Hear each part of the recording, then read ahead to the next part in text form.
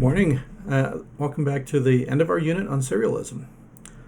So far we've seen fairly standard serialism, but I just wanted to, as we wrapped up today, as we transitioned from Schoenberg 12-tone into our integral serialists, saw the different memes of the cheating boyfriend with different innovations in integral serialism.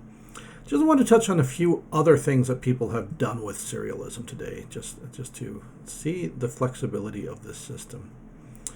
Let's just pop over to the whiteboard here as I can sketch some things as we chat here. There we go. So, just walking through, one of the things that you can do with serialism, it doesn't have to be a 12-tone row.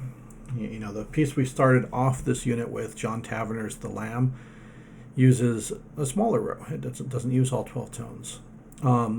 It doesn't necessarily have to be atonal. Again, looking at Taverner, there was the atonal section where he was pairing the row with its inversion, but there was also that beautiful modal section. It sounded, very do, fa, sol, do's in the bass, and sounded very tonal and very consonant. And so you can use different notes. You don't have to use 12 notes in a row. Barrio from 1954, he writes this piece called Nones, and he does a 13-note row. And I'll just write out the pitches here, and you'll see he's playing with symmetry as he's picking these pitches here. And so, get our pen back. There we go. And so his row, goes C, E flat, B, A flat, F, E, A D, C sharp, B flat, G, E flat, and F sharp at the end there. And so if we put in intervals 0 to 3 plus 3, 3 to 11 minus 4, 11 to 8 minus 3, 8 to 5 minus 3. Of course, that's down a half step. That's up a perfect fourth, which is 5 half steps. That's up a perfect fourth, down a half step. That's down 3. That's down 3. That's down 4 half steps, and the last one up 3 half steps. And you can see it's centered right here. We have 1, 2, 3, 4, 5, 6, 7 here, and 1, 2, 3, 4, 5, 6, 7 here. You can see that E flat gets used in both halves. That's why there are 13 pitches here instead of 12. But you can see that the two halves are kind of symmetrical to each other. The fact that this has a plus 5 and this has a plus 5, and a minus 1 and a minus 1, minus 3, minus 3, minus 4, minus 4, plus 3, plus 3.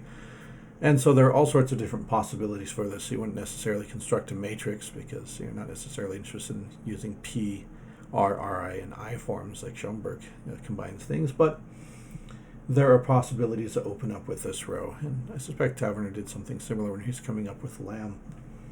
Stravinsky, year earlier, 1953, he writes this fantastic piece. I recommend you go listen to it on YouTube. I've linked it to my sophomores in Moodle for them to listen to. But it's 3 songs after William Shakespeare. And he uses just a 4-note row here. He uses the notes B, G, A, B flat. And inversions and retrograde inversions of that, or the inversion of the retrograde of the inversion, or the retrograde of the inversion of the retrograde. Stravinsky does all sorts of fun things with his serialism. And a year after that, 1954, he writes In Memoriam Dylan Thomas, and the bass row for that is E, E flat, C, C sharp, and D. Now, later Stravinsky goes on and instead of doing, just these fewer notes and doing rows of, tetrachords, pentachords, smaller segments, he goes on and constructs his own version of the matrix, and he does what's called hexachordal rotation. Write that up there so you remember what that is. Hexachordal rotation. Hexachord, of course, we could talk about 6 notes, half of a 12-tone row. And rotation, Stravinsky is going to rotate this. This is very much associated with a lot of the music of Stravinsky. And so in 1963, he writes this piece called Abraham and Isaac, and he's going to do the following with it.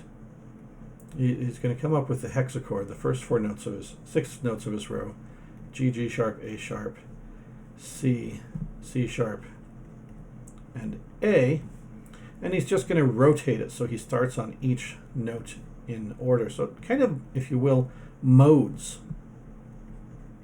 of his hexachord. Modes, of course, being where we rotate and start on a different pitch of the collection. Here we would start on A sharp, C, C sharp, A, G, G sharp has rotated around the end. So you can see the rotations happening on the diagonals. And there's the diagonals. I looked over at my video recording and saw that you couldn't actually see the cursor very well. So I'm just showing you the videos of these diagonals here as the rotation happens. And of course the last note, A, and there's that rotation on the diagonal there. G, G sharp, the A sharp has come back off the end. G, G, G sharp, G sharp, A sharp, A sharp.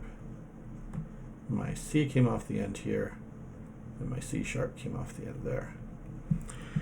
And so now we've got 6 different, and I could use this one, or this one, or this one, or this one, or this one, or this one. And Stravinsky will sometimes write with the horizontals and use them for melody, but sometimes he'll also like take a vertical. So maybe he'll use the notes, let's go to the 4th column. He'll use the notes C, C sharp, A, G, G sharp, and A sharp in that order, which is actually the same thing as the 4th row. I guess it doesn't make much sense unless you do the other version of hexachordal rotation, which Stravinsky does. And that is, after rotating, the other version he does is he transposes everything down to start on G. So all of these now in this version are going to start on G. And so we'll have our G, G sharp, A sharp, C, C sharp, A. Instead of G sharp, A sharp, we're taking everything down a half step from that. So G, A, B, C, G sharp, F sharp. All right, transpose this all down gives us G, A. That's not right. Yes, it is, because we're transposing down a minor third. G, A sharp, F sharp. I was confused by the fact that I had 2 A's and there were different rows here. F sharp there, E and F. G, G sharp, E, D.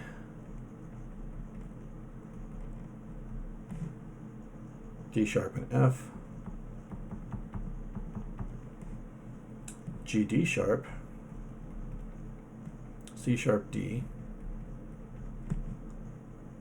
E and F sharp. And finally G, F, F sharp. G sharp, A sharp, B. And here you can see it's actually the intervals that have rotated. So you know if this is +1, that's +2, that's +2, +1, minus what, 4? 4, major third. And around the outside -2. You can see that these rotate. +2, that's a +2, going down the diagonals here, +1. And so you see that these down the 4, down the 4, down 4, down 4, and down 2. You can see that it's actually the intervals between the pitches that are rotating instead of the pitches themselves. And so now we can end up, if he, sometimes, you know, he'll use like row 2 in one voice, row 3 in one voice, row 4 in one voice, row 5 in one voice, row 6 in one voice. And then we get verticals and they'll form chords of different things. So, if I were to do a chord, if I did them backwards, did the retrograde of everything, I could end them all on a unison note. That'd be a powerful ending, to just have them all coincide into unison at the end. There we would have a 1, 2, 3, 4 note chord that has that's 5 different notes in that chord. The C's are the same, the D's are the same, back to 4 note chord.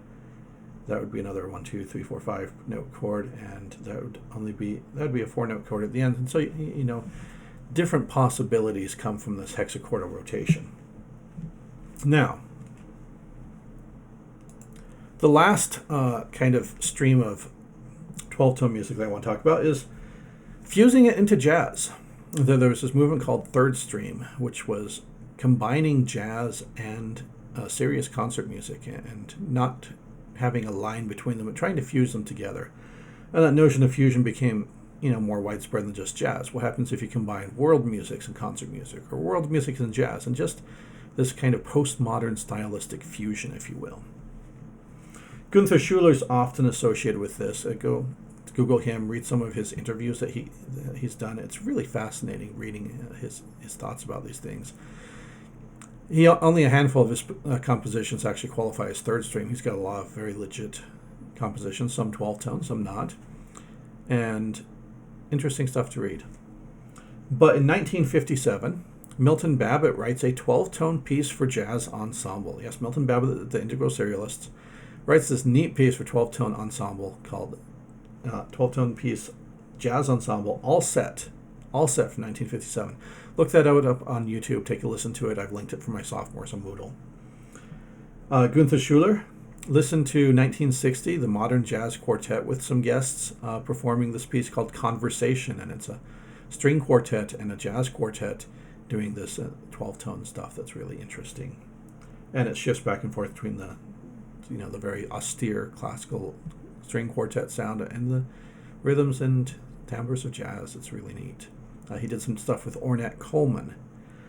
1971, 1973, Bill Evans records 12-tone tune and 12-tone tune 2. And those are really neat pieces. He starts with a row, but then it's not really an atonal piece. It's really, very tonal jazz, idiom, improvisations, swing style. And so he's used the row as the basis for the melody line, but then he's made it really a very standard jazz piece. And that's something interesting to listen to. So hopefully after today's discussion, you see that there are so many things you can do with serialism.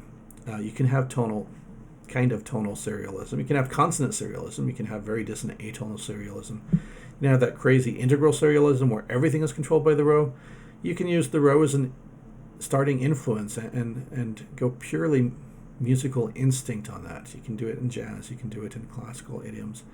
And so it's not as dominant in the academy as it once was, but there are neat lessons for us to learn, and hopefully it's inspired you to try some things with serialism.